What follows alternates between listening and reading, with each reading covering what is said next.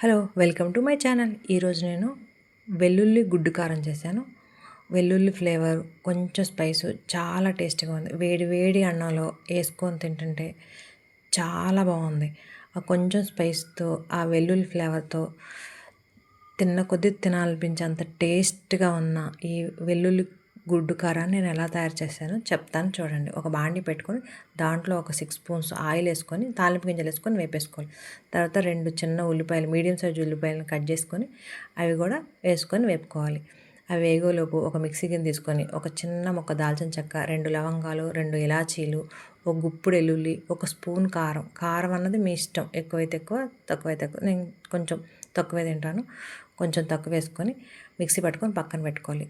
కొంచెం వేగుతున్న ఉల్లిపాయలు 2 రెమ్మల కరివేపాకు వేసుకొని ఒక స్పూన్ ఉప్పు, ఒక హాఫ్ స్పూన్ పసుపు వేసుకొని వేపుకోవాలి.